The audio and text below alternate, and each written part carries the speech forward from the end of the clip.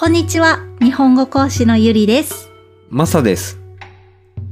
このポッドキャストでは日本人の価値観や日本の文化、食べ物や日常を時には心理学を交えつつ自然な日本語で会話します。今日の会話の種類は丁寧語です。今日のテーマは最近日本でバズったあのポストですね。そうです。バズったというのは SNS のスラングです。SNS は X とかスレッズとかですね。そういうところで使われているスラングにバズったという言葉があります。バズったは話題になったとか他の人に多く見られたという意味がありますね。で、そのバズった、投稿なんですけども、カフェで数人が勉強している写真とともに、とある言葉が一緒に投稿されました。その言葉が、スタバで勉強している人って家ないのかなっていう文章でした。これがすごく話題になったんですよ。私が見た時には、なんと1620万インプレッションで、いいねが8.4 万ぐらいかな。で、コメントは少し少ないですが、それでも3000件以上はありました。すごい数字ですね。それだけカフェで勉強するっていう行為にみんな何かしら思うところがあるってことですね。そうなんですよ。しかもこの投稿、ちょっと皮肉っぽいトーンだったんですよね。皆さんは気づきましたか？皮肉っぽいというのは、本当の気持ちを隠して相手や状況を笑ったり批判したりする表現ですね。相手を褒める言葉ではないですね。なので、単純に冗談っていう感じではなくて、ちょっとチクッと刺す感じです。スタバで勉強するなんて意識高い系でしょっていう空気が少し混じっています。空気が少し混じっていました。というのは、文章とかそういう状況の中に雰囲気やニュアンスが含まれているという意味ですね。なので、ちょっと意識高い系っていう形で批判のニュアンスが含まれた言葉でした。わかるって共感する人もいれば、別にいいじゃんって反発する人もいたんですかね。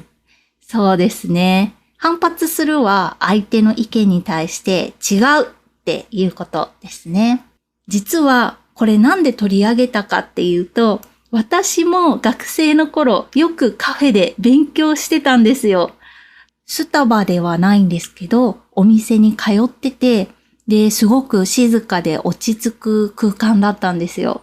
で、美味しいコーヒーを飲みながら課題を進める時間っていうのは、当時の私には結構大切な時間だったんですね。すごくいい時間に思うんですけどね。でも SNS のコメントを見ると、カフェで勉強なんて迷惑っていう声も多いみたいですね。そうなんですよ。コメントを見ていると大きく3つのパターンがありましたね。一つは否定的なコメント。二つ目が中立的なコメント。三つ目が肯定的なコメントでした。否定的な意見ってどんな感じですか？まず多かったのが、意識高い系笑っていうレッテルですね。意識が高いという言葉自体はとてもいい褒め言葉なんですけど、日本では意識高い系笑をつけるっていう言葉があって、これを使うと頑張ってる自分を見せたいだけの人という皮肉がこもっているということになるんですね。確かに SNS でもよく見ますね。でもこれって実は心理的な防衛反応かなって私は思うんですよ。努力をしている人を見ると、なんとなく居心地が悪くなるっていう気持ちは、みんな一度は経験したことがあるんじゃないかなって思います。で、自分も頑張らなきゃという焦りが生まれますよね。で、その焦り、つまり不快感ですね。不快感を和らげるために相手を意識高い系、笑と分類して距離を取るわけです。このコメントをする人たちっていうのはそうやって自分を守っているのかなって私は思いました。なるほど。それは確かにあるかもしれませんね。人って自分がやってないことをやってる人を見ると落ち着かないんですよね。そう。あと、日本には努力すべしっていう文化はあるんですけど、それを見せたりアピールするのは恥ずかしいという価値観があります。謙虚さとか控えめっていうことを大事にするので、頑張っている人を笑う文化はそういうところからも来ているかもしれませんね。中立的な意見はどうでしたか？中立的な意見だと、スタバがサードプレイスとして使っていいと言っているのであれば問題はないでしょうという意見ですね。スタバは家でも職場でもない第三の場所、サードプレイスとしてスターバックスを利用してもいいというふうに言っています。つまり、勉強するのも仕事するのも OK っていうことですね。そうそう。実際、その空間の利用料を払っているという感覚を持っている人も多いです。空間の利用料を払うというのは、食べ物や飲み物を注文することで、その場所を使う権利があるという意味ですね。日本人は場所を使うことに対してはちょっと慎重な側面があるかなとは思うんですが、カフェって有料の一時的な居場所っていう新しい文化になってきている部分はあるかなと思います。そして次に肯定的な意見。これは私も共感するんですけど、やっぱり私もカフェで勉強していたので、内容としては家だと集中できないとか、程よい雑音がある方がはかどるっていう声ですね。それすごくわかりますね。静かすぎると逆に集中できなかったりしますもんね。そうなんですよ。これはちょっと雑音があった方が集中できるっていうのは心理学的にも研究されてますね。完全な静寂よりも小さな環境音がある方がちょっと集中力が高まるとかですね。なのでカフェで作業する人が多いのは理にかなってると言えるかもしれません。このポストがバズった時、私は過去カフェで勉強していたので、こんな風に思われることもあるんだっていう風に、ちょっとね、かなり心臓がキュッてなりましたね。ドキッとしました。とはいえ、カフェで勉強するって単純に便利なんですよね。私がカフェを利用する理由は、これがすごく大きいです。飲みたいものがすぐ来るし、家ではできないちょっとおしゃれな飲み物がすぐ頼めますよね。で、お腹が空いたら食べ物もすぐ頼めますよね。確かに家だとお腹空いたなってなったら作る時間がいりますもんね。そうなんですよ。これがちょっと集中の中断になってしまうんですよね。一方でカフェは満たされた環境で努力できるっていうのがいいところですよね。でも面白いですよね。スマホいじってる人も、二人でおしゃべりしている人も、本読んでる人も何も言われないのに、勉強してる人だけ迷惑って言われるんですもんね。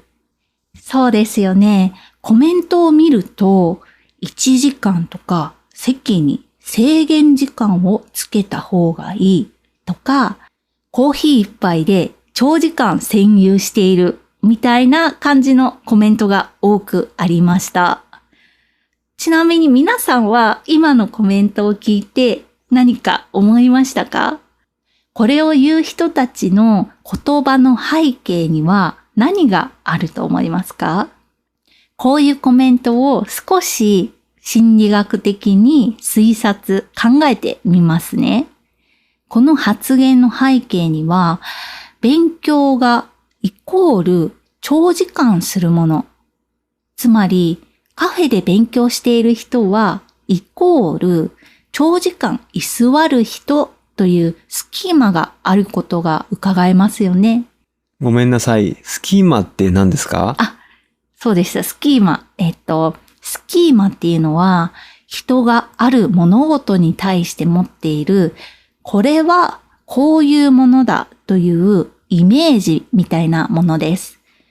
例えば、さっき言った、勉強とは長時間するものだよねというイメージとか、あるいはカフェに持っているイメージだと、カフェはくつろぐスペースだよねとか、そういうこれはこういうものだよねというイメージのことをスキーマと言います。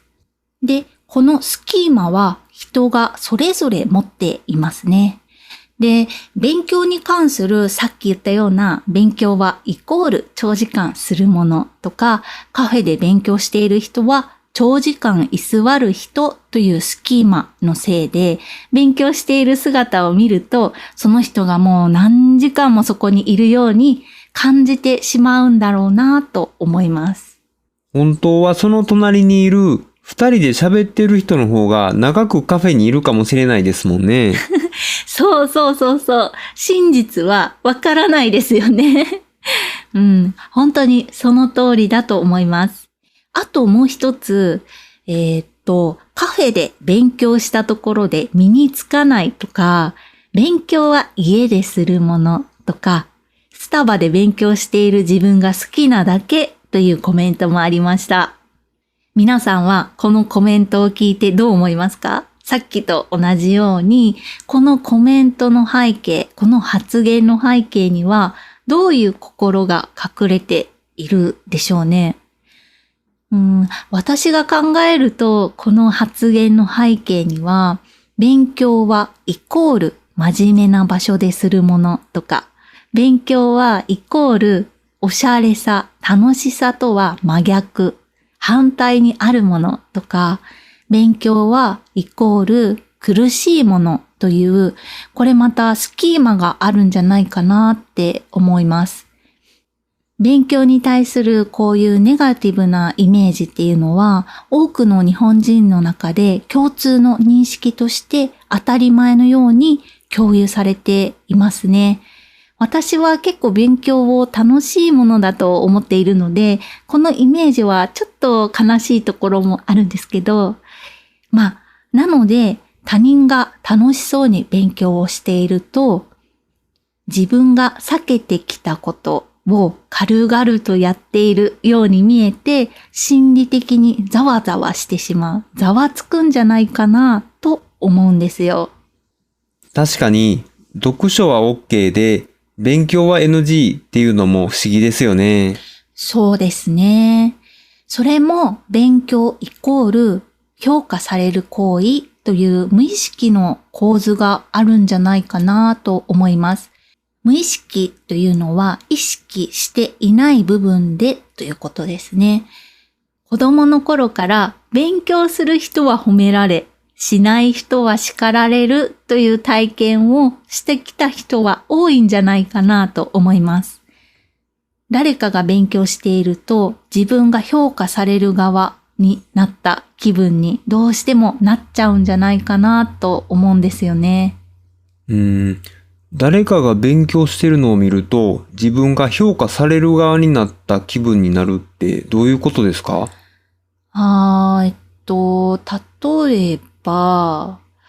例えば、自分はあまり勉強してこなかったとします。で、隣で誰かが楽しそうに勉強しています。その瞬間、自分は勉強していない人として無意識に、意識はしてないんですけど、無意識的にそんな見られている気分になってしまうんですね。勉強してない人として見られている気分になってしまいます。つまり、比べられる存在、頑張ってない自分と感じちゃうってことですね。自分がね。あ、なるほど。自分が比べられてる気がして、ちょっと居心地が悪くなるってことですね。そうですね。人は無意識にいつも他人と自分を比べながら生きているんですよね。心理学ではこれは社会的比較と言います。社会的比較ですね。特に自分より優れている人と比べることは情報比較と言いますね。だから勉強している人だけが迷惑に見える、そんな心理が生まれるのかなと思いますね。あと、お金払ってまで勉強しに行くのっていうコメントもありましたよね。そう、ありましたね。わざわざお金を払ってカフェに行って勉強するなんてもったいないとか無駄じゃないって思う人も多いみたいですね。でもそれって裏を返せば勉強とは努力すべきもの、努力するもの、そして努力は苦しいものであるという考え方の表れかなと思います。ああ、なるほど。だから楽しそうに勉強してると違和感を持つんですね。そうですね。私の考え、あくまで私の考えではありますが、心地よく努力できる環境にお金を払うのっていいことだと思うんですよね。しかも、人ってそもそもポジティブな気分の時に学習のなんていうんですか、効率、より学習しやすくなるっていうことも分かってるじゃないですか。だからカフェで勉強するのって結局なんと言うんでしょうか。自己投資みたいなものかなというふうに思います。自己投資っていうのは自分の成長や将来のために時間やお金を使うことですね。ただもちろん日本では空気を読む文化がありますね。混んできたら席を譲るとか、店の雰囲気を壊さないとかですね。席を譲るっていうのは自分の座っている場所を他の人に渡すことですね。状況に応じてその配慮ができるなら私はカフェで勉強するのはありだと思います。つまり、マナーを守れば問題ないってことですね。私はそう思います。カフェで勉強してもいいけども、時間帯とマナーには気をつける。でもこれは、友達とおしゃべりをしていても、スマホを触って一息ついている時でも、同じように気をつけることかなって思いますね。さて、皆さん、今日のエピソードはどうでしたか？どう思いましたか？皆さんの国ではそもそもカフェで勉強する人はどう見られていますか？ぜひコメントで教えてください。今日も最後まで聞いてくださってありがとうございました。ではまた次のエピソードでお会いしましょう。